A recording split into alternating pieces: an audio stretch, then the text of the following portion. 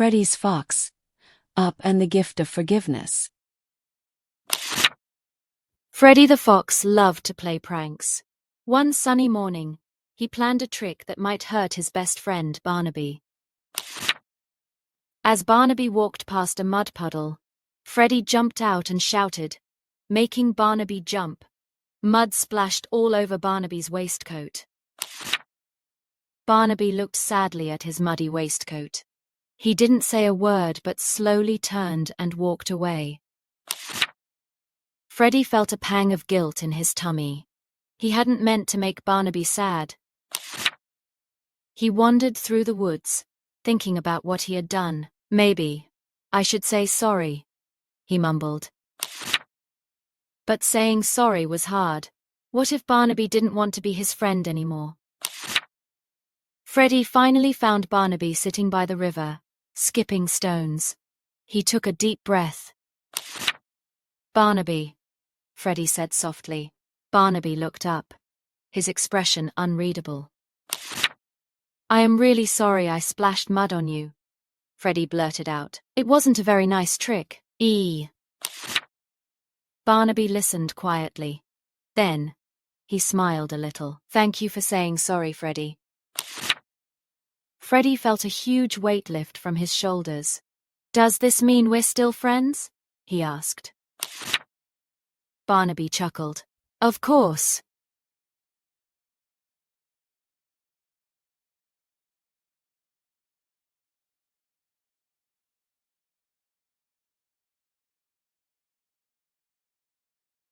Everyone makes mistakes. "But your waistcoat is still muddy," Freddy said, feeling a little bad again. Barnaby smiled. "Don't worry, Freddy. We can wash it in the river."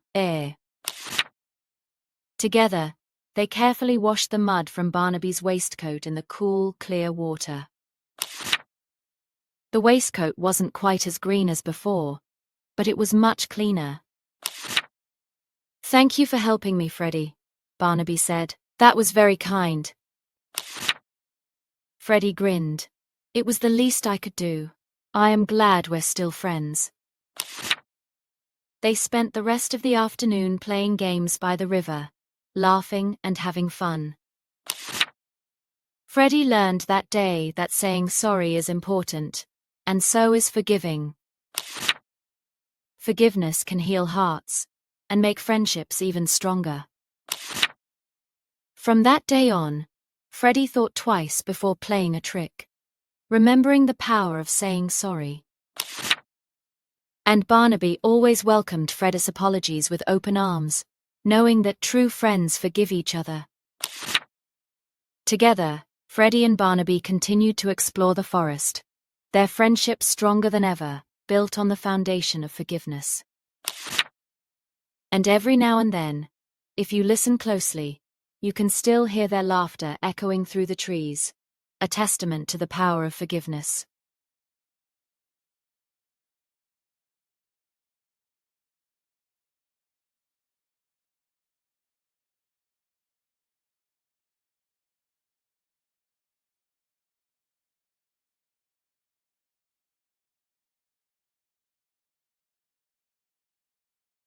Olive's wise heart, listening for God.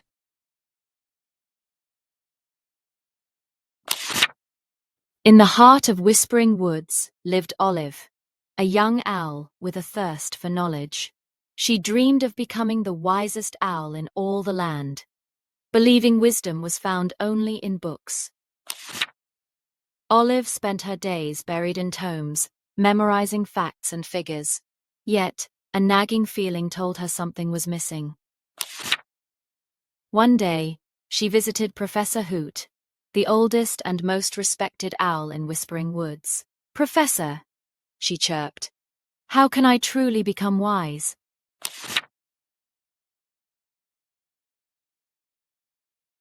Professor Hoot smiled gently. "Wisdom is more than just facts, little Olive. It is listening to the Great Spirit and helping those in need." Olive pondered his words. Listening to the Great Spirit, helping others? She wasn't sure she understood. The next day, Olive heard a frantic chirping. A little bird, Pip, had fallen from his nest and couldn't get back up. Remembering Professor Hoot's words, Olive gently scooped Pip onto her back and flew him back to his nest.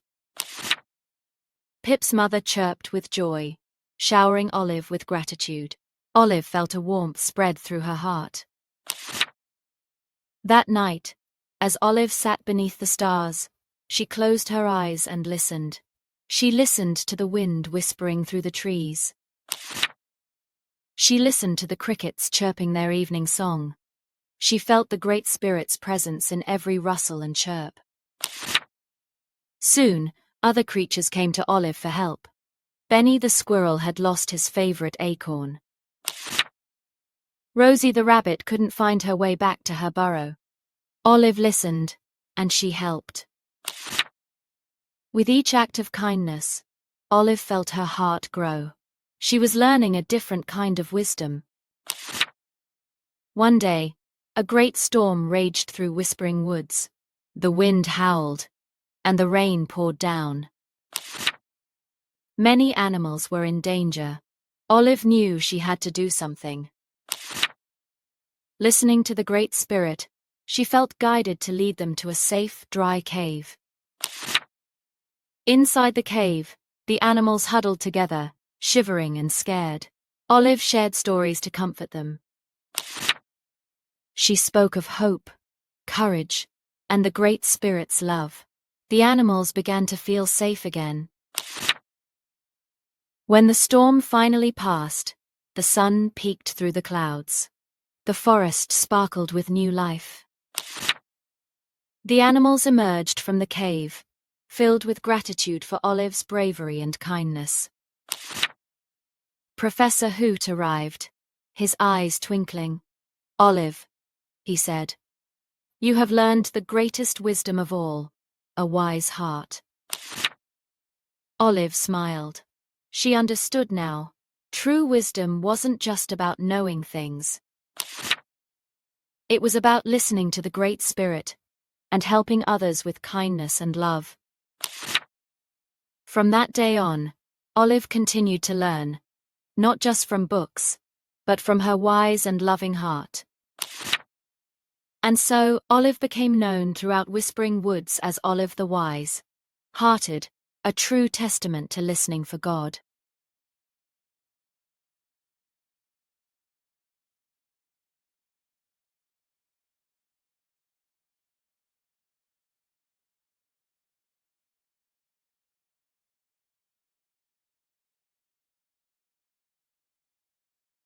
Benny's Buzz. Discovering the Sabbath. Benny the bee was always busy.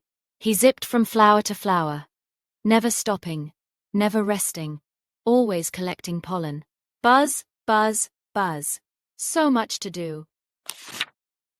One day, Benny noticed Professor Hoot sitting calmly on a branch.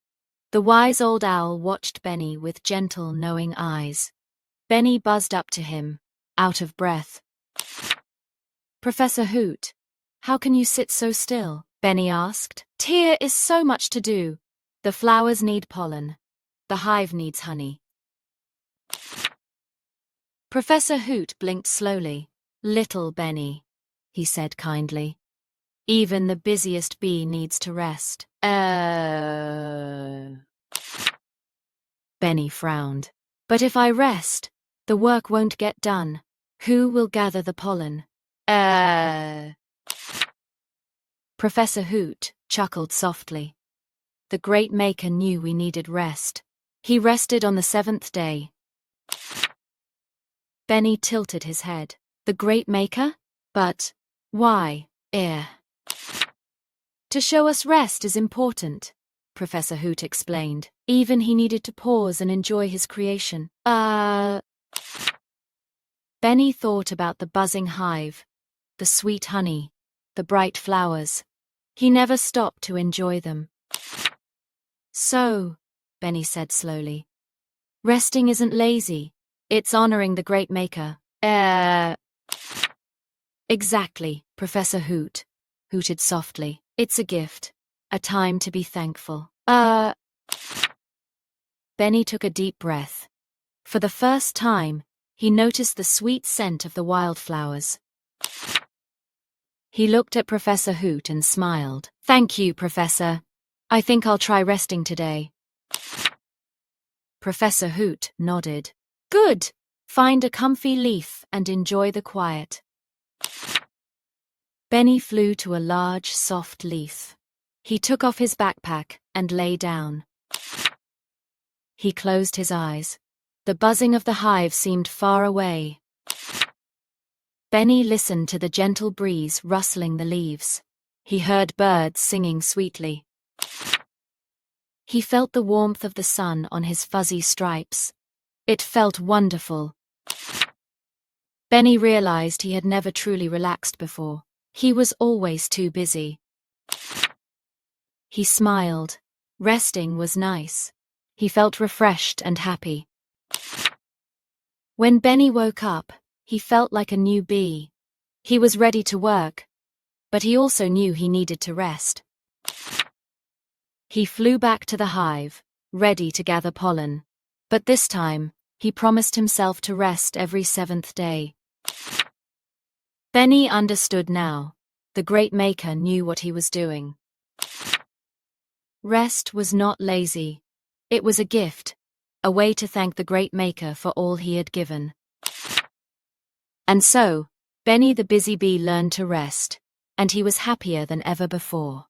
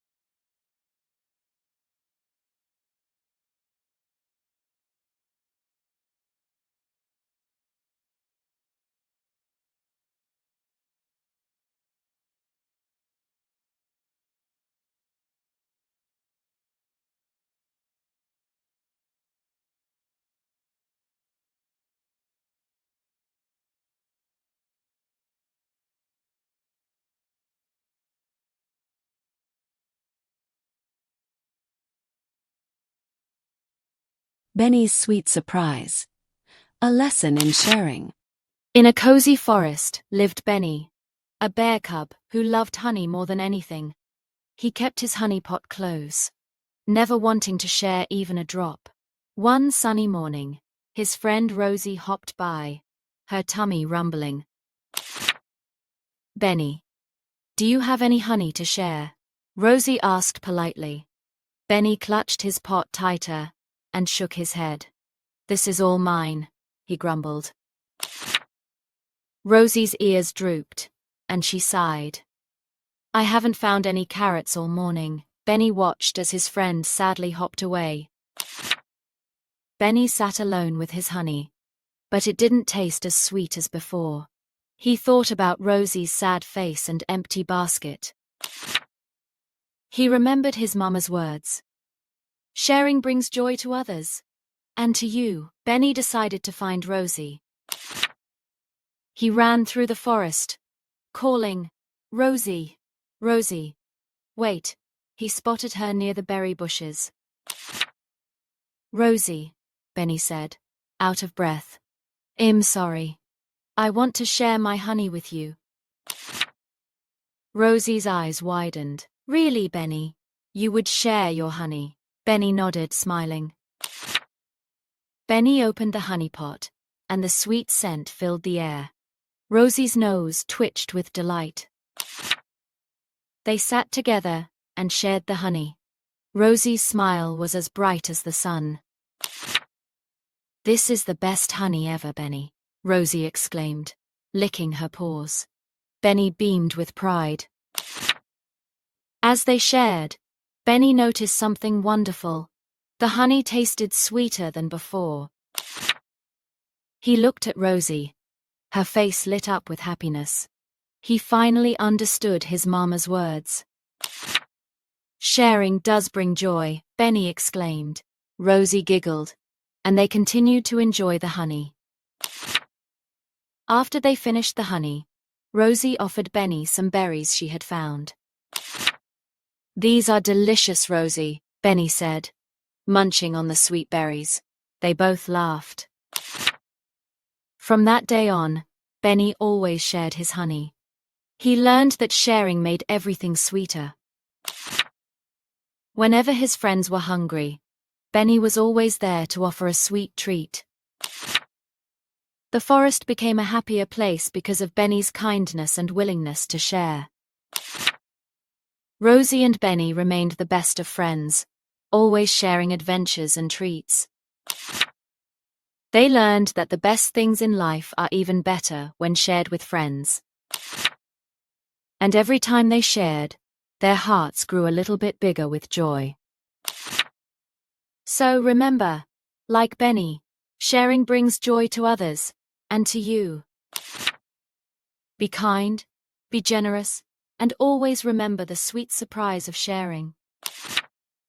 The end. Thank you for reading.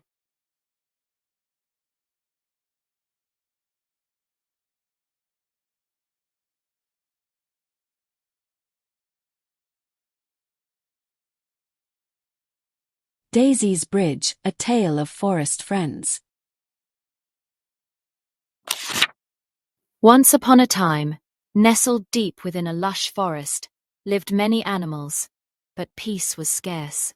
Arguments and bickering filled the air, casting a shadow over the once harmonious woods. Among them was Daisy, a gentle dove with a heart full of love, and Rocco, a grumpy badger known for his stubborn ways. One sunny morning, their paths crossed near the Whispering Falls.